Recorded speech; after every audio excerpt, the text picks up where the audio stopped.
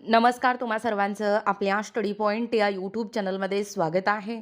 तर 8वा वेतन आयोगाबाबत महत्त्वपूर्ण पत्र निर्गमित दिनांक 3/2/2026 रोजी या 8व्या वेतन आयोगाबाबत एक महत्त्वपूर्ण पत्र या ठिकाणी निर्गमित झालेलं आहे. याबद्दल संपूर्ण सविस्तर पत्र काय आहे ते संपूर्णपणे या व्हिडिओच्या माध्यमातून जाणून घेणार आहोत. तत्पूर्वी तुम्ही जर आपल्या स्टडी पॉइंट या यूट्यूब चॅनलवरती जर नवीन असाल तर आपल्या या चॅनलला लगेचच लाईक आणि सबस्क्राईब करायला विसरू नका. चला तर मग वेळ वाया न घालवता 8वा वेतन आयोगाबाबतचा हा महत्त्वपूर्ण पत्र काय आहे ते या ठिकाणी आपण जाणून घेऊया.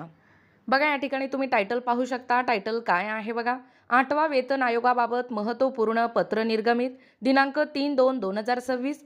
बघा अपडेट काय सांगतोय. Important letter regarding 8th pay commission issued on 3/2/2026. 8वा वेतन आयोगाबाबत एक महत्त्वपूर्ण पत्र दिनांक 3/2/2026 रोजी निर्गमित करण्यात आलेला आहे.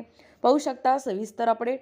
सदर पत्रानुसार नमूद करण्यात आले आहेत की केंद्रीय कर्मचारी भरती योजना अंतर्गत या प्रतिनियुक्तीवर खर्च विभागाअंतर्गत 8व्या केंद्रीय वेतन आयोगाच्या संचालक पदाची भरती या संदर्भात आदेशित करण्यात आले आहेत.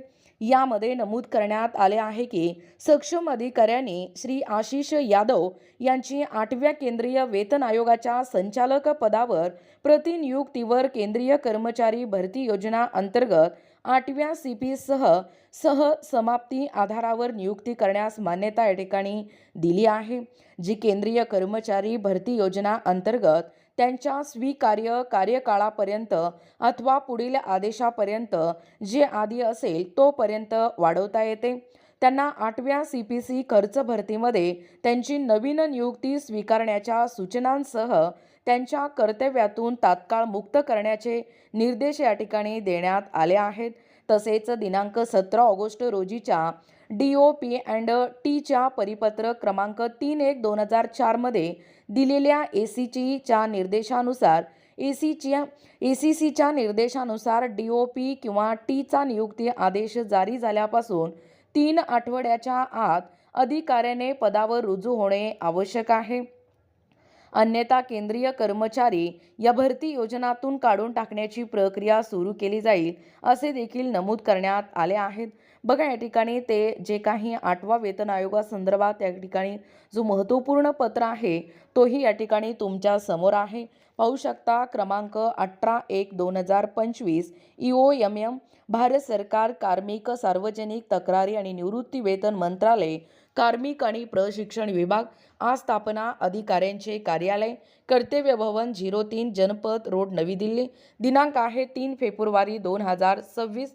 बघा विषय, केंद्रीय कर्मचारी भरती योजनेअंतर्गत प्रतिनियुक्तीवर खर्च विभागाअंतर्गत 8व्या केंद्रीय वेतन आयोगाच्या संचालक पदाची भरती. सक्षम अधिकाऱ्यांनी श्री आशिष यादव IDAS 2012 यांची 8व्या केंद्रीय वेतन आयोगाच्या या CPC संचालक पदावर प्रतिनियुक्तीवर केंद्रीय कर्मचारी या भरती योजनेअंतर्गत 8व्या CPC सह समाप्ती आधारावर नियुक्ती करण्यास मान्यता दिली आहे. जी केंद्रीय कर्मचारी भरती योजनेअंतर्गत त्यांच्या स्वीकार्य कार्यकाळापर्यंत किंवा पुढील आदेशापर्यंत जे आधी असेल तोपर्यंत वाढवता येते. त्यांना 8व्या CPC खर्च भरतीमध्ये त्यांची नवीन नियुक्ती स्वीकारण्याच्या सूचनांसह त्यांच्या कर्तव्यातून तात्काळ मुक्त करावे. हे लक्षात घ्यावे की 17 ऑगस्ट 2005 रोजीच्या DOP किंवा Tच्या परिपत्रक क्रमांक 3/4/2004 EOMMI 1 मध्ये दिलेल्या ACCच्या निर्देशानुसार DOP किंवा Tचा नियुक्ती आदेश जारी झाल्यापासून 3 आठवड्याच्या आत अधिकाऱ्याने पदावर रुजू होणे आवश्यक आहे. अन्यथा केंद्रीय कर्मचारी भरती योजनेतून काढून टाकण्याची प्रक्रिया सुरू केली जाईल. एनाची कानमणी जॉय संचालक ईमेल.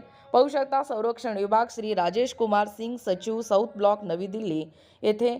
खर्च विभाग श्री V वोलन सचिव कर्तव्य भवन 1 नवी दिल्ली यांना श्री आशिष यादव IDAS 2012च्या या संदर्भात अधिसूचना नियुक्ती आदेशांची प्रत पाठवण्याची विनंती आणि ती जारी झाल्यावर सचिव PP ते PS आणि सचिव P ते PAS EO आणि AAS PPS संचालक MM ते PS संचालक MS या ठिकाणी SM ते PS श्री आशिष जाधव या ठिकाणी पाहू शकता. एकूणच एनयूचा कानमणी जॉय संचालक म्हणजे MM एकूणच अशा पद्धतीने या ठिकाणी आत्ताच पाहिल्याप्रमाणे ही जी 8व्या वेतन आयोगाबाबतचा महत्त्वपूर्ण असा पत्र दिनांक 3/2/2026 रोजी निर्गमित झालेला आहे।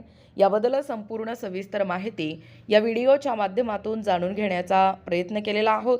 अशाच प्रकारचे नवनवीन अपडेट पाहिजे असतील किंवा तुम्हाला जर आमच्या अध्यापनाचे व्हिडिओ आवडत असतील किंवा तुम्ही जर आपल्या स्टडी पॉइंट या यूट्यूब चॅनलवरती जर नवीन असाल तर आपल्या या चॅनलला लगेचच लाईक आणि सबस्क्राईब करायला विसरू नका।